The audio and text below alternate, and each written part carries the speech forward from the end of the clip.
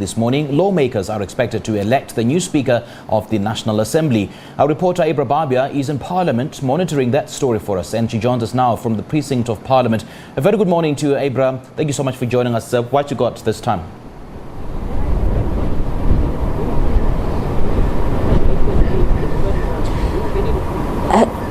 Good morning to you as well. Yes, what we are going to be doing now in the run-up to the nomination and election of the Speaker, we're going to be speaking to political parties. We've already had the ANC on earlier this morning, as well as the DA. With me right now, I have the leader of the Freedom Front Plus, Mr. Pieter Groenewald.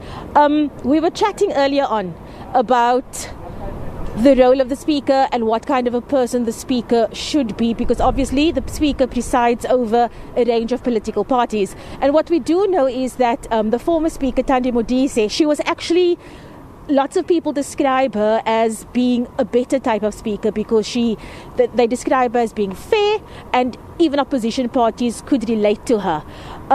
What are your thoughts, sir, on the nominee the ANC is putting forward today? Well, first, I must put it very clearly that we will not support the nomination of Mapisa Nkakula. And the reason is that, as you said, opposition parties must also relate to the Speaker. A person who is impartial, although the person belongs to a governing party. And as you said, what we had with Thandi Modise is exactly that. She had a gravitas around her. She had authority when she spoke. And unfortunately, we must also say that in this nomination, we don't have that. I think there are much better candidates, and we must also remember Parliament is supposed to be a symbol of integrity, because this is the highest, can I say, institution when it comes to legislation. The members of Parliament represents the people of South Africa. Therefore, integrity for me is very important. And there's quite a lot of controversy around Mapisa Nkakula. We hear about the allegations of corruption, but besides that, those are allegations and must be investigated. But the fact is that she, as the Minister of Defence, contravened certain rules. She took members of the NEC from the ANC on a plane to Zimbabwe. She brought in some illegal people into South Africa. She misused her position. So she is not suitable. If I may say that, and I know that in 2007, the ANC took a resolution at the National Conference that if the President is a man, then the Speaker must be a woman. I would have said, on merit, they should have looked at Toko Dodiza. She was a presiding officer. She was chair of chair. She's got the gravitas. She's got the authority. And that is a much better choice when it comes from the ANC side. And it is quite clear, this nomination is nothing else than the result of the faction fighting within the ANC. And that is the problem in South Africa. The governing party does not rule on merit in the best interest of South Africa. They rule on faction fighting and the fact that they have to try and please some people within the ANC. Daarom sal die Vryheidsfront Plus beslis dit nie ondersteun nie. Dit moet 'n onbevlekte persoon wees met 'n skoon rekord, wat dan as 'n simbool kan dien om te kan sê dat die instelling van die parlement het integriteit, hy het waardigheid. Ek is baie oortuig daarvan dat Mapisa Nkakula is nie in staat om orde binne in die huis te gaan verseker nie. Ek is ook oortuig daarvan dat sy sal nie byvoorbeeld die EFF kan hanteer nie, en daarom gaan dit 'n totale mislukking wees. Dis 'n verkeerde nominasie van die ANC en hulle moet nou begin om op te tree in die belang van Suid-Afrika en nie in belang van die ANC nie.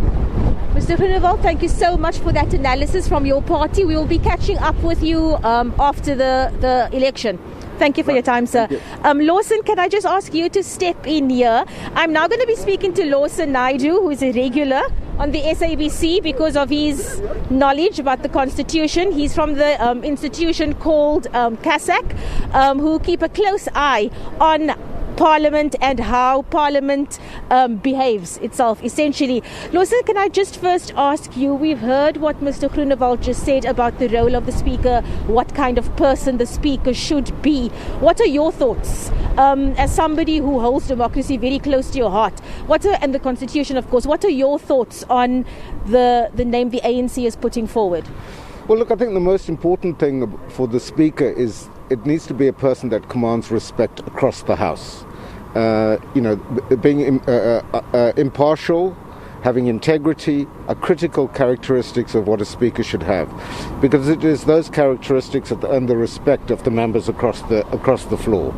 And if the Speaker doesn't have that, it becomes very difficult to manage an institution like Parliament, which is a multi-party institution. It is the body that is here to represent the people of South Africa. And that is conducted at the moment in terms of the current electoral system through political parties. And those parties need to be able to operate in a cordial manner to deal with the critical national issues of the day. If the Speaker is coming across as being someone that is not respected by political parties and members in the House, then we can likely see a very chaotic House in the future. Which we have seen in the past with certain speakers. From off the top of your head, can you give me examples of speakers who you felt carried themselves well? Well, look, I had the privilege of having worked for the first Speaker in the Democratic Parliament, Dr. Pieter Groenewald, who I think was the epitome of the kind of Speaker that one needs here. I can refer also to Max Sisulu as being an impeccable Speaker. And, the recent Speaker, Thandi Modise, as well. All three of them were able to command respect. They all came out of the African National Congress, but representatives from parties across the spectrum respected the manner in which they conducted the business of Parliament in an impartial way, allowing all voices to be heard and not shutting down debate. Lawson, I don't know if you can comment on this. The EFF have chosen to stay away. They say they believe this is a flawed process and they are seeking legal advice because they just feel that the way this played out was completely inappropriate. They feel as though this name has been enforced upon MPs by the President. Can you comment on that? Well, obviously that's a decision for the EFF to take as to whether they participate in the vote, whether even if they were here, whether they voted on or abstained. The issue here is that procedurally, the ANC has nominated a candidate. It is open to other members of Parliament to nominate other candidates. The fact that the ANC caucus has endorsed this has gone through a process, and if the caucus disagreed, then they might have put forward an alternative name, but they haven't. So, members of Parliament have to deal with the fact that the ANC are nominating the former Minister of Defence, and we'll have to wait and see whether there are other nominees, and then there will be a vote on that. Lawson, once again, thank you so much for your time. Thank you for being available to us today. Thank you. That was Lawson Naidoo of CASAC. I'm hoping to speak to Mr. Naren Singh of the IFP, but he's busy with another interview across the quad, so we'll catch up with him later. And then we will continue to bring you updates as the day proceeds. All right, Abra Babia, thank you so much for your update.